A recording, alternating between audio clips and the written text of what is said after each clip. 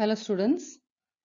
In the last class we discussed about the definition, types, symptoms, global and Indian scenario of diabetes, and also we discussed about the pathophysiology associated with type 1 and type 2 diabetes. Today we are going to learn about complications of diabetes mellitus. Diabetes involves acute and chronic complications. Acute complications என்னென்ன அப்படி பார்த்தீங்கன்னா diabetic ketoacidosis, hyperglycemic, hyperosmolar, non-ketotic syndrome, and hypoglycemia. Then chronic complications involve macrovascular changes, microvascular changes, and diabetic foot ulcer. And microvascular changes include retinopathy, nephropathy, and neuropathy. Let us discuss one by one. First one is diabetic ketoacidosis. So what do you mean by ketoacidosis? Ketone bodies அப்படின்னா என்ன? Acetone, acetoacetate and beta hydroxy butyrate இதை தான் நம்ம என்ன சொல்றோம் அப்படின்னா ketone bodies அப்படின்னு சொல்றோம். When the production of ketone bodies exceeds the renal excretion and cellular usage, then that condition is called as ketoacidosis. அதாவது கீட்டோன் பாடிஸோட ப்ரொடக்ஷன் வந்து ரொம்ப ஜாஸ்தியா இருக்கு. லிவர்ல தான் வந்து கீட்டோன் பாடிஸ் ப்ரொடியூஸ் ஆகும். கீட்டோன் பாடிஸோட ப்ரொடக்ஷன் வந்து அதோட யூசேஜை எக்ஸ்கிரீஷனை விட அதிகமா இருக்கும்போது அந்த கண்டிஷனை we call it as ketoacidosis. இப்போ டயபெட்டிஸோட அக்யூட் காம்ப்ளிகேஷன்ஸ்ல நம்ம ஏன் இந்த கீட்டோஅசிடோசிஸ் வருது அப்படின்னு சொல்றோம் பார்த்தீங்கன்னா, ஸோ இது வந்து மெயினாக உங்களுக்கு டைப் 1 டயபெட்டிஸ்ல தான் இந்த அக்யூட் காம்ப்ளிகேஷன் வரும். என்ன ரீசன் அப்படின்னா டைப் 1ல பார்த்தீங்கன்னா லேக் ஆஃப் இன்சுலின். சரியா? ஸோ இன்சுலின் இல்லை அப்படிங்கிறதுனால அவங்களோட பிளட்ல குளுக்கோஸ் அதிகமாக இருந்தாலும் பெரிஃபரல் டிஷ்யூஸால என்ன பண்ண முடியாது, குளுக்கோஸை வந்து யூட்டிலைஸ் பண்ண முடியாது. அப்போ என்ன ஆகும் அப்படின்னா ஆல்டர்னேட்டிவ் எனர்ஜி சோர்ஸா என்ன ஆகும்னா ஃபேட்டி ஆசிட்ஸ்லாம் வந்து அடிப்போஸ் டிஷ்யூலேருந்து மொபிலைஸ் பண்ண ஆரம்பிக்கும். Due to unsuppressed adipose tissue lipase ஆக்டிவிட்டினால அடிப்போஸ் டிஷ்யூல இருக்கக்கூடிய ஃபேட்டி ஆசிட்ஸ்லாம் வந்து மொபிலைஸ் ஆகும். அப்போ ஃப்ரீ ஃபேட்டி ஆசிட்ஸோட லெவல் வந்து அதிகமாக இருக்கும் பிளட்ல. சரியா? இப்போ இந்த ஃபேட்டி ஆசிட்ஸ் வந்து என்ன பண்ணும் அப்படின்னா ஃபேட்டி ஆசிட் வந்து அது வந்து உங்களுக்கு ஆக்சிடைஸ் ஆகி அசிட்டைல் கோயே கிடைக்கும். அந்த அசிட்டைல் கோயே தான் வந்து it is a starting material for the production of ketone bodies. ரைட்டா? அப்போ ஃபேட்டி ஆசிட் லெவல் அதிகமாக இருக்கிறதுனால automatically it leads to ketone body production. ஓகேவா? அப்பார்ட் ஃப்ரம் தட் ஸ்ட்ரெஸ் கண்டிஷனில் வந்து என்ன ஆகுதுன்னு பார்த்தீங்கன்னா குளுக்கோனியோஜெனிக் ஹார்மோன்ஸ் வந்து நிறைய ரிலீஸ் ஆகுது. What do you mean by gluconeogenesis? Synthesis of glucose from other sources. So இப்போ பிளட்ல இன்சுலின் இல்லாததுனால என்ன ஆகுது, ஆல்ரெடி நம்மலாம் சாப்பாட்டு மூலமா எவ்வளோ குளுக்கோஸ் கிடைச்சாலுமே அந்த குளுக்கோஸ் வந்து இப்போ என்ன பண்ண முடியல, பாடியால யூட்டிலைஸ் பண்ண முடியல. அப்போ என்ன ஆக ஆரம்பிக்கும் அப்படின்னா what are all the alternative energy sources அப்படின்னு பாடி வந்து பார்க்க ஆரம்பிக்கும். ஸோ ஃப்ரீ ஃபேட்டி ஆசிட்ஸ் எல்லாம் வந்து அடிப்போசிஷன்ல மொபிலைஸ் ஆகி வரும். அந்த ஃப்ரீ ஃபேட்டி ஆசிட்ஸ்லாம் என்ன ஆக ஆரம்பிக்கும்னா கீட்டோன் பாடிஸாக கன்வெர்ட் ஆக ஆரம்பிக்கும்னு பார்த்தோம். அதே மாதிரி உங்களுக்கு என்ன ஆகும், குளுக்கோனியோஜெனிசிஸ் வந்து லிவரில் வந்து ஆக்டிவேட் ஆகும். அப்போ வேற என்னென்னலாம் சோர்ஸ் கிடைக்குதோ எல்லாத்தையும் என்ன பண்ணும் அப்படின்னா லிவர் வந்து குளுக்கோஸாக மாற்றுறதுக்கு ட்ரை பண்ணும். அந்த குளுக்கோனியோஜெனிசிஸை ப்ரமோட் பண்ணக்கூடிய ஹார்மோன்ஸ் வந்து என்ன பண்ணுதுன்னா ஸ்ட்ரெஸ் கண்டிஷன்ல வந்து இன்க்ரீஸ் ஆகுது. சரியா? இதுவும் ஒரு predisposing factor for ketoacidosis. So already வந்து இந்த டைப் 1 பேஷண்ட்டுக்கு டயபெட்டிஸ் இருக்குன்னு தெரியும். அப்போ அவங்களுக்கு எந்த நேரத்தில் இந்த கீட்டோஅசிடோசிஸ் வரலாம் அப்படின்னு பார்த்தீங்கன்னா அவங்க வந்து ஒரு ஃபிசிக்கலாவோ ஒரு எமோஷனலாவோ ஒரு ஸ்ட்ரெஸ்ஸுக்கு வந்து ஒரு ஸ்ட்ரெஸ் கண்டிஷனை ஃபேஸ் பண்ணும்போது இல்லை ஒரு when they suffer from an infection episode அக்யூட்டாக அவங்களுக்கு ஒரு already they are suffering from diabetes அதில் ஒரு இன்ஃபெக்ஷன் வரும்போது, சரியா, இல்லை when they are extremely anxious அந்த மாதிரி இருக்கும்போது அவங்களுக்கு என்ன ஆகும் அப்படின்னாக்கா that may lead to diabetic ketoacidosis. அதே மாதிரி இப்போ those who are depend on insulin injection அப்போ அவங்க அந்த நேரத்தில் அந்த இன்சுலினை வந்து ஒமிட் பண்ணும்போது ஒழுங்காக எடுக்காமல் இருக்கும்போது அல்லது அவங்களோட கேலரி நீடுக்கு தகுந்த மாதிரி இன்சுலின் எடுக்காமல் இருக்கும்போது inadequate insulin, either omission of insulin or inadequate use of insulin. So these are all the reasons for diabetic ketoacidosis and this is an acute complication which mostly occurs in the case of type 1 diabetes. So what are all the signs and symptoms of diabetic ketoacidosis அப்படின்னு பார்த்தோம்னா, so இங்கே வந்து என்ன ஆகுது அப்படின்னா dehydration, cellular dehydration அதிகமாக இருக்கு, and acid லெவலும் அதிகமாக இருக்கிறதுனால it leads to confusion and coma. அதே மாதிரி ஆஸ்மாட்டிக் டயூரசிஸ். ஆஸ்மாட்டிக் டயூரசிஸ்னா என்ன? ஆல்ரெடி எப்போ வந்து டயபெட்டிஸ் வந்து கண்ட்ரோலாக இல்லாமல் இருக்கோ, வாட் வில் ஹேப்பன், யூரின்ல வந்து நிறைய வந்து குளுக்கோஸ் வந்து எக்ஸ்கிரீட் ஆகிட்டு இருக்கும். அப்போ குளுக்கோஸ் வந்து எக்ஸ்கிரீட் ஆகும்போது ஆட்டோமேட்டிக்லி என்ன ஆகும் அப்படின்னாக்கா லார்ஜ் வால்யூம் ஆஃப் வாட்டரும் சேர்ந்து எக்ஸ்கிரீட் ஆக ஆரம்பிக்கும். அப்போ உங்களுக்கு என்ன ஆகுதுன்னா volume depletion, intravascular volume depletion.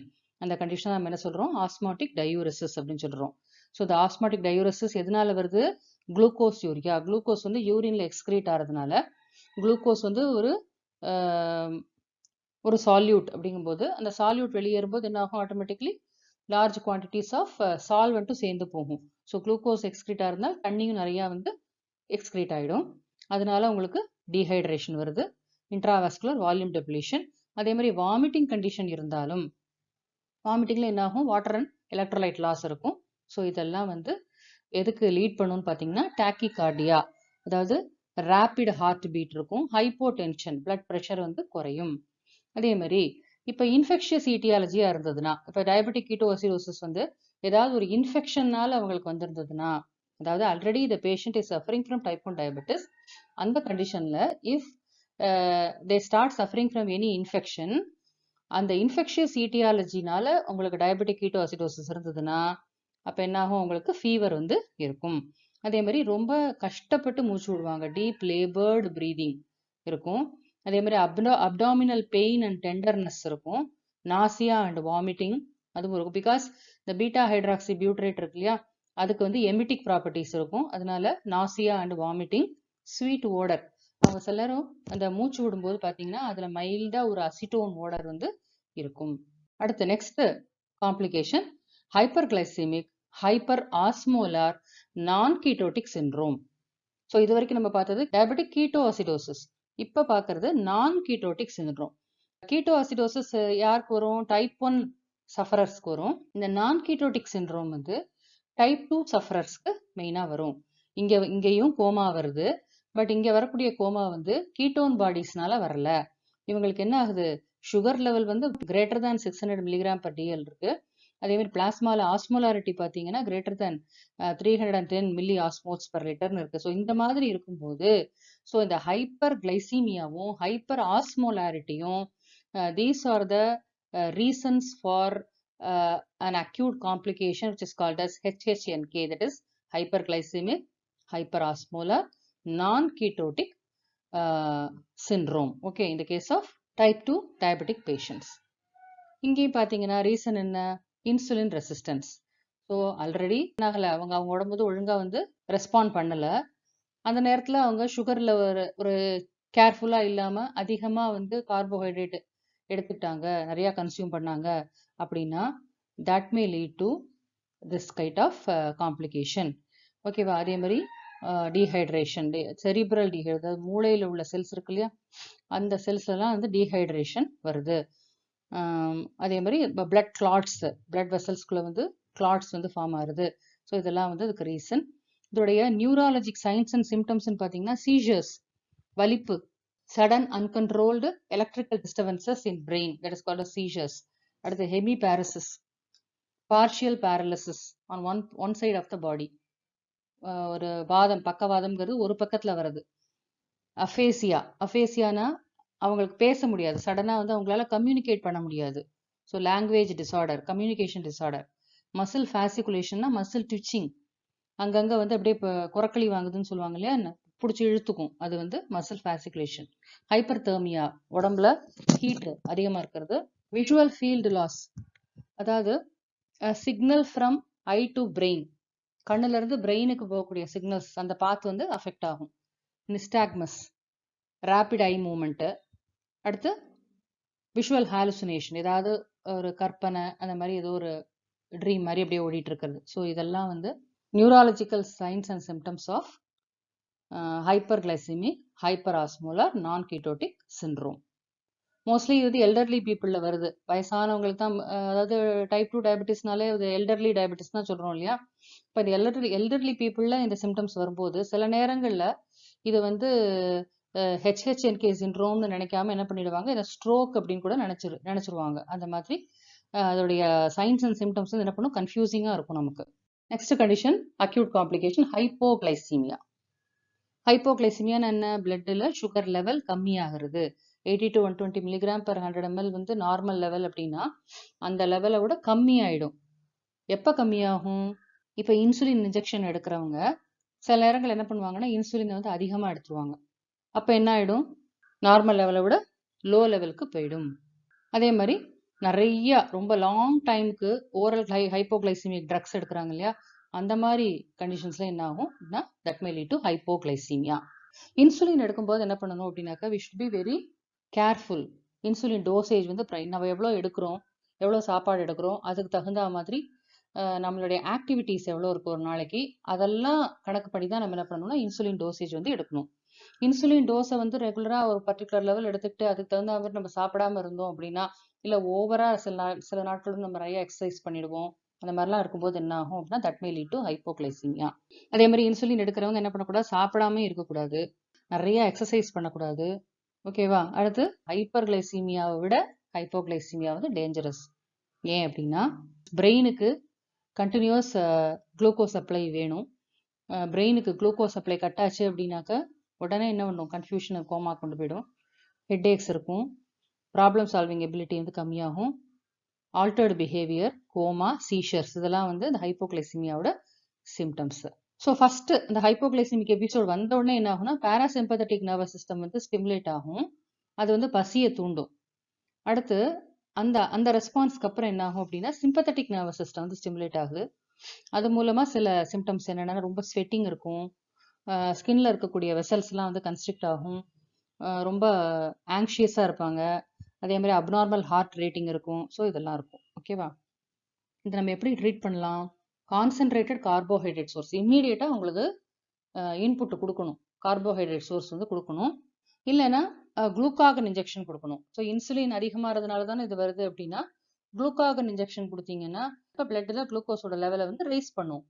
அப்போ இந்த கண்டிஷனை ரிவர்ஸ் பண்ணுறதுக்காக குளுக்காகனை வந்து எய்தர் இன்ட்ராமஸ்குலராகவோ அல்லது சப்கியூட்டேனியஸாவோ நம்ம இன்ஜெக்ஷன் ஃபார்மில் கொடுக்கலாம். அடுத்து இன்ட்ராவீனஸாகவும் குளுக்கோஸை எடுத்துக்கலாம்.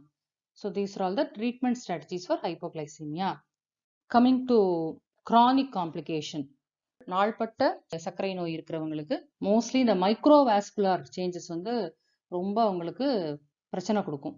சின்ன சின்ன பிளட் வெசல்ஸ், ஆர்டீரியோல்ஸ்லாம் இருக்குல்லையா, அந்த மாதிரி சின்ன ரத்த குழாய்களுக்குள்ள ஏற்படக்கூடிய மாற்றங்கள்னால diabetic retinopathy, diabetic nephropathy and diabetic நியூரோபத்தின்னு இந்த ப்ராப்ளம்ஸ் வந்து இதுதான் அவங்களுக்கு ரொம்ப ப்ராப்ளம் கொடுக்கக்கூடியதாக இருக்கும். இந்த டயபெட்டிக் நெஃப்ரோபதி கிட்னி வந்து அஃபெக்ட் ஆகும். ஸோ இந்த நெஃப்ரோபதி தான் எதுக்கு ரீசனாக இருக்குன்னு பார்த்தீங்கன்னா end stage renal disease sugar பேஷண்ட்ஸில் கடைசியில் அவங்களுக்கு வரக்கூடிய அந்த கிட்னி நோய்க்கு இதுதான் காரணமாக இருக்குது. இது எதனால அப்படின்னு பார்த்தீங்கன்னா அந்த டயபெட்டிக் கிட்னி நார்மல் கிட்னியோட இந்த டயபெட்டிக் கிட்னியை கம்பேர் பண்ணி பார்க்கும்போது நிறைய லீஷன்ஸ் இருக்கும் அங்கங்கே. அதாவது என்ன ஆகும்னா அந்த பேஸ்மெண்ட் மெம்பரின்லாம் வந்து என்ன ஆகிடும்னா ரொம்ப திக் ஆகிடும், ஹார்டன் ஆகும். அதனால வந்து கிளாமர்லஸில் பார்த்தீங்கன்னா நிறைய லீஷன்ஸ் வந்து இருக்கும். அது எய்தர் டிஃப்யூஸ் லீஷன்ஸாக இருக்கலாம் அல்லது நாடுலார் லீஷன்ஸாக இருக்கலாம். இந்த கண்டிஷன் நம்ம என்ன சொல்கிறோம், diffuse கிளாமர்லார் sclerosis R nodular கிளாமர்லோ sclerosis அப்படின்னு சொல்கிறோம். இப்போ யாருக்கெல்லாம் இந்த ஃபேமிலியல் ஹிஸ்ட்ரி இருக்கோ, அம்மாவுக்கு இருக்குது, அப்பாவுக்கு இருக்குது, பாட்டி தாத்தாக்கு சுகர் இருக்குது, அந்த மாதிரி இருக்கிறவங்களுக்கெல்லாம் கண்டிப்பாக வந்து பின்னாடி இவங்களும் இந்த மாதிரி மைக்ரோவாஸ்குலர் சேஞ்சஸ்னால அஃபெக்ட் ஆகிறதுக்கு chances are more. Elevated blood pressure இருந்தாலும், புவர் கிளைசிமிக் கண்ட்ரோல், நம்ம சுகர் லெவலை வந்து ஒழுங்காக ப்ராப்பராக கண்ட்ரோல் பண்ணாமல் வச்சுருந்தா, ஹைப்பர் லிப்பிடீமியா, லிப்பிடு லெவல்லாம் வந்து பிளட்ல வந்து ரொம்ப அதிகமாக இருந்தாலும், மைக்ரோ ஆல்புமினூரியா, அதாவது சுகர் பேஷண்ட்ஸ் வந்து என்ன ஆரம்பிக்கும்னா ஒரு மைன்யூட் அமௌண்ட் ஆஃப் ஆல்புமின் வந்து யூரின்ல எக்ஸ்க்ரீட் ஆக ஆரம்பிச்சிரும். அந்த கண்டிஷன் தான் மைக்ரோ ஆல்புமினூரியா அப்படின்னு சொல்கிறோம். ஸோ இது தொடர்ந்து இருக்கும்போது பார்த்தீங்கன்னா கிட்னி வந்து கம்ப்ளீட்டாக அஃபெக்ட் ஆகிடும். ஸோ இதுக்கு காரணம், அந்த கிட்னி அஃபெக்ட் ஆகிறதுக்கு காரணம் என்ன அப்படின்னா ஹைப்பர் கிளைசீமியா தான். ஏன்னா ஒரு ரீனல் த்ரெஷோல்ட்னு ஒரு வேல்யூ இருக்கும். அப்ப நம்ம சுகரை வந்து கண்ட்ரோலே பண்ணாம வச்சு பிளட்ல நிறைய சுகர் இருக்குன்னா, அப்ப அது என்ன ஆகும்? கிட்னி வந்து அது எல்லாத்தையும் ஃபில்டர் பண்ணணும் இல்லையா? அப்போ வந்து கிட்னிக்கு ஓவர்லோட் ஆகுது. Hyper filtration. இந்த ஹைப்பர் ஃபில்ட்ரேஷனால ரீனல் இன்ஜுரி வந்து வந்துருது. அதே மாதிரி அட்வான்ஸ்டு கிளைகேஷன் எண்ட் ப்ராடக்ட்ஸ். அந்த அட்வான்ஸ்டு கிளைகேஷன் எண்ட் ப்ராடக்ட்ஸ் போய் என்ன பண்ணுவோம்னா, எங்கெங்கெல்லாம் இடம் கிடைக்குதோ அங்கெல்லாம் போய் டெபாசிட் ஆக ஆரம்பிக்கும். அதுவும் இதுக்கு ஒரு ரீசன். அதான் அந்த திக்கனிங் ஹார்டனிங்க்கெல்லாம் ரீசனாக இருக்கும். அதே மாதிரி சைட்டோகைன்ஸ் வந்து ஆக்டிவேட் ஆகிறதும் அதுவும் வந்து இன்ஃப்ளமேஷனை வந்து ப்ரமோட் பண்ணும். That is also the reason for diabetic nephropathy. Retinopathy. So இதில் ஜென்ரலாக டயபெட்டிக் பேஷண்ட்ஸ்க்கு கேட்ராக்ட் வரும்னு நமக்கு தெரியும். கிளாக்கோமா வந்து என்ன, இன்ட்ரா ஆக்யூலார் ப்ரெஷர், கண்ணுக்குள்ள வந்து ப்ரெஷர் அழுத்த மாறுபாடு இருக்கிறதுனால கம்ப்ளீட்டாக வந்து கண் பார்வை வந்து போயிடும். அதான் கிளாக்கோமான்னு சொல்கிறோம். சரியா? இதை தவிர ரெட்டினோபதி, மைக்ரோவாஸ்குலர் சேஞ்சஸும் முக்கியமான ஒரு ஐ டிசீஸ். இந்த ரெட்டினோபதி எப்படி நம்ம கேரக்டரைஸ் பண்ணலாம் பார்த்தீங்கன்னா, abnormal retinal vascular permeability. So vascular permeability வந்து எப்படி இருக்குன்னா அப்நார்மலாக இருக்கு. Micro aneurysm formation. மைக்ரோ ஆனியூரிசம்ங்கிற டைனி ரெட் ஸ்பாட்ஸ் வந்து அப்பியர் ஆக ஆரம்பிக்கும் கண்ணில். அடுத்து neovascularisation, new blood vessels form ஆகிறது. அதோட அசோசியேட்டான ஹெமரேஜ், அங்கங்கே லீக்கேஜ் ஆகும், blood leakage, scarring, retinal detachment. இதெல்லாம் வந்து இந்த ரெட்டினோபதியில் நார்மலாக நடக்கக்கூடிய விஷயங்கள். அதனால இந்த டயபெட்டிக் பீப்புள் என்ன பண்ணணும்னா, they should have regular dilated I examination. அப்பப்போ போய் வந்து ஐ செக்அப் பண்ணிக்கணும். சரியா? அடுத்து மேக்யூலார் இடிமா அப்படிங்கிற ஒரு டிசீஸும் இருக்கு. அப்படின்னா என்னன்னு பார்த்தீங்கன்னா, இங்கே வந்து மேக்யூலா அப்படிங்கிற ரீஜனில் டேமேஜ்டு பிளட் வெசல்ஸ் வந்து ஃப்ளூயிடை வந்து லீக் பண்ணும். ஃப்ளூயிடு, லிப்பிட்ஸு அதெல்லாம் போய் அந்த இடத்துல அக்யூமுலேட் ஆகி இந்த மேக்யூலாங்கிற ரீஜன் வந்து என்ன ஆகும் அப்படின்னா ஸ்வெல் ஆக ஆரம்பிக்கும். இந்த மேக்யூலாங்கிற ரீஜன் வந்து நமக்கு டீடைல்டு விஷனுக்கு வந்து ஹெல்ப்ஃபுல்லாக இருக்குது. ஸோ அந்த மேக்குலர் இடிமா, அது அந்த மேக்குலர் ஸ்வெல் ஆகும்போது என்ன ஆகும் அப்படின்னா நமக்கு பிளர்டு விஷன், கண் பார்வை வந்து மறைக்கப்படும்.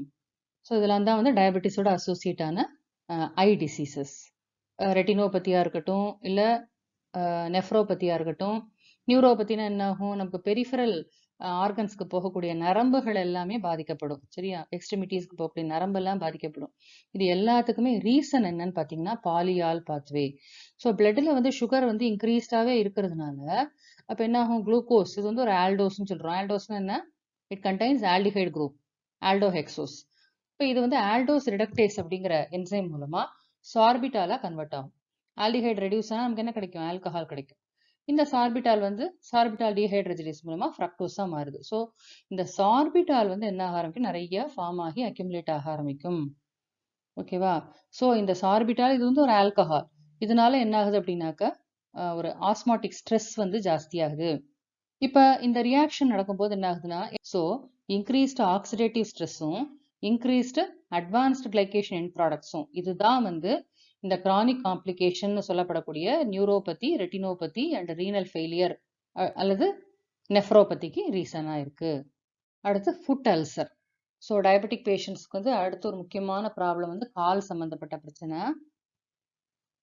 அல்சரேஷன், இன்ஃபெக்ஷன், கடைசியில் எந்த ஸ்டேஜில் போய் கொண்டு விட்டுருவோம்னா surgical removal of the leg, amputate பண்ண வேண்டிய நிலைமைக்கு கொண்டு போய் விட்டுரும்.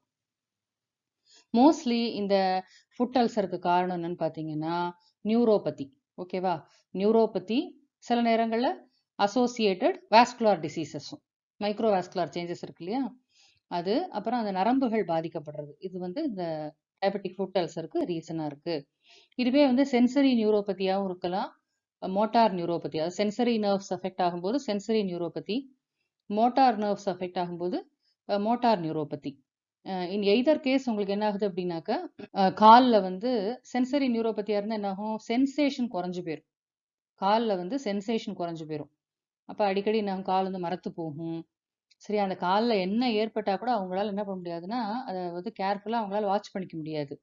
அதே மாதிரி இப்போ மோட்டார் நியூரோபதி அப்படின்னா காலில் உள்ள மசில்ஸ் எல்லாம் வந்து ரொம்ப வீக்காக போகிறதுனால அந்த லெக்ல வந்து என்ன இருக்கும்? டிஃபார்மிட்டி வந்து ஏற்படும். ஸோ இந்த மாதிரி கண்டிஷன்ஸால என்னென்ன ரீஜன்லாம் அப்படி பாதிக்கப்படுதுன்னா, முதல்ல வந்து ஹீல், குதிகால் பாதிக்கப்படும்.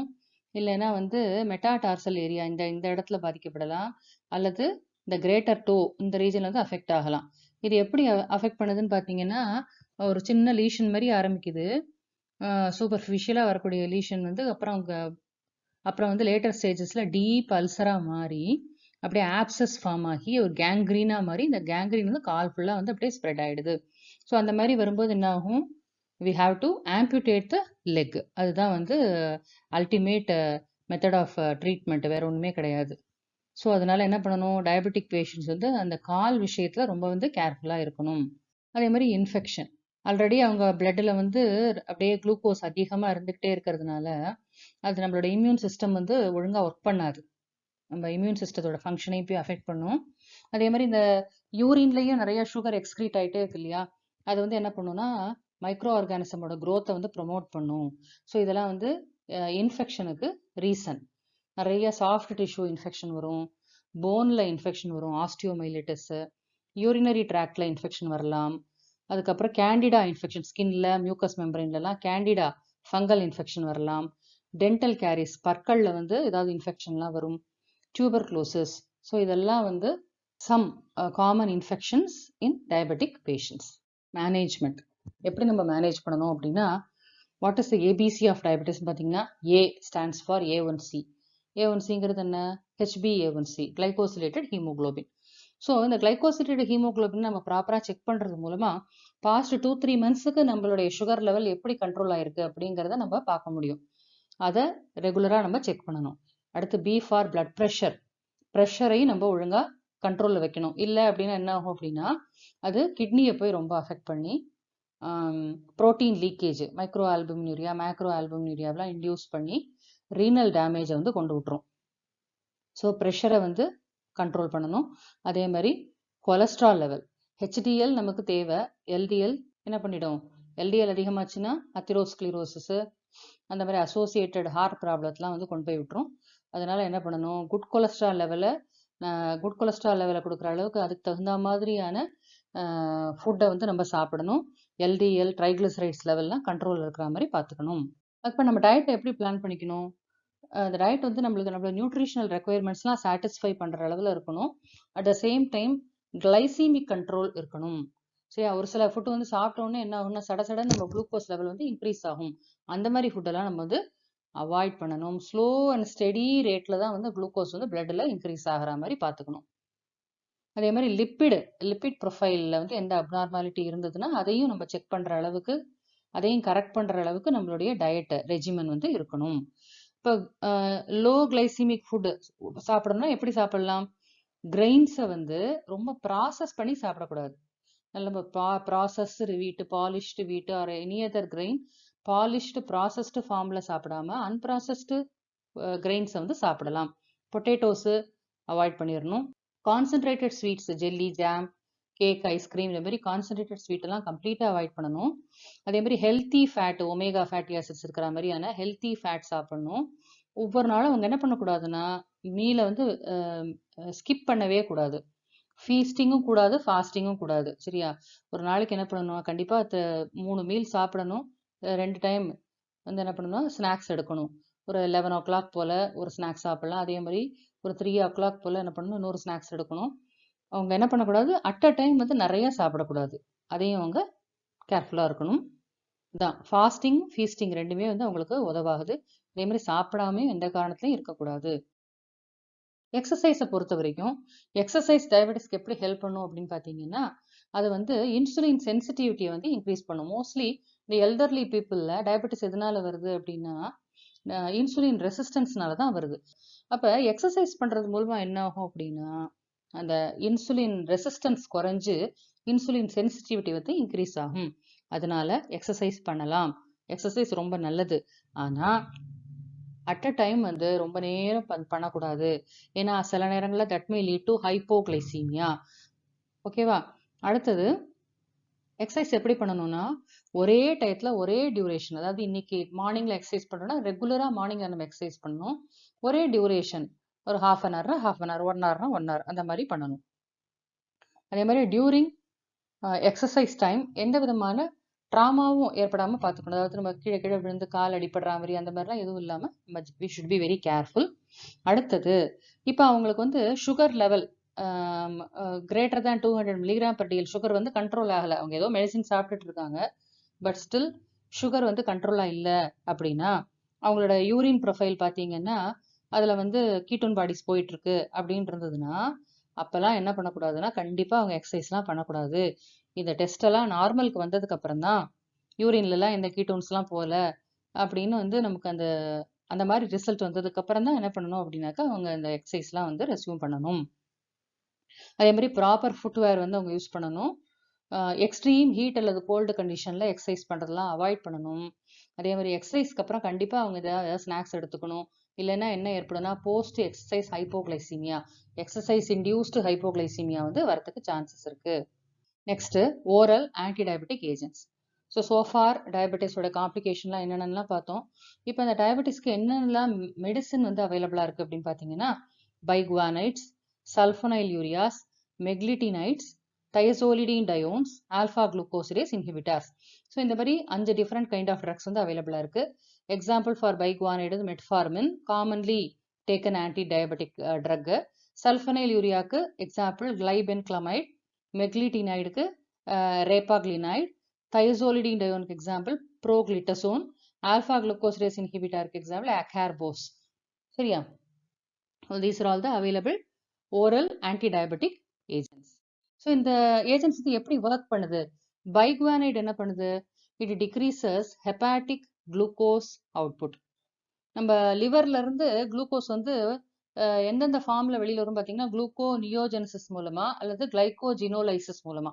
இந்த 2 மெக்கானிசம் மூலமா என்ன ஆகும் அப்படின்னா, லிவர் வந்து என்ன பண்ணும்? குளுக்கோஸை பிளட்டுக்கு சென்ட் பண்ணும். அப்போ இந்த பைகுவானைட் என்ன பண்ணுது அப்படின்னா, இந்த ஹெப்பாட்டிக் குளுக்கோஸ் அவுட்புட்டை வந்து டிக்ரீஸ் பண்ணி அது மூலமா பிளட் சுகர் லெவலை கண்ட்ரோல் பண்றதுக்கு ஹெல்ப் பண்ணுது. சல்ஃபனைல் யூரியா பார்த்தீங்கன்னா, சல்ஃபனைல் யூரியா அண்ட் பெக்லிட்டினைடு இது ரெண்டுமே என்ன பண்ணுதுன்னா, இன்சுலினோட செக்ரீஷனை வந்து இன்க்ரீஸ் பண்ணுது. இது பீட்டா செல்ஸை போய் ஸ்டிமுலேட் பண்ணி இன்சுலின் செக்ரீஷனை வந்து ஸ்டிமுலேட் பண்ணி அது மூலமா நம்மளுக்கு டயபெட்டிஸை கண்ட்ரோல் பண்ண ஹெல்ப் பண்ணுது. thiazolidine-dione வந்து என்ன பண்ணுது பார்த்தீங்கன்னா, பெரிஃபரல் யூட்டிலைசேஷன் ஆஃப் குளுக்கோஸை வந்து இன்க்ரீஸ் பண்ணுது.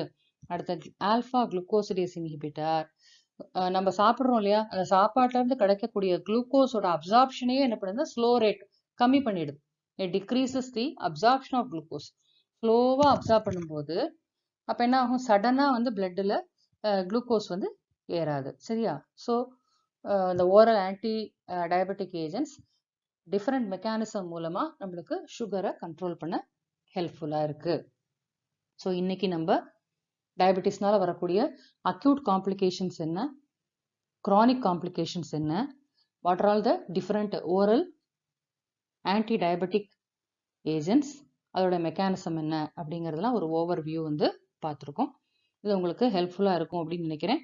நெக்ஸ்ட் கிளாஸில் வந்து what are all the herbal remedies for diabetes அப்படிங்கிறத பார்க்கலாம். தேங்க்யூ.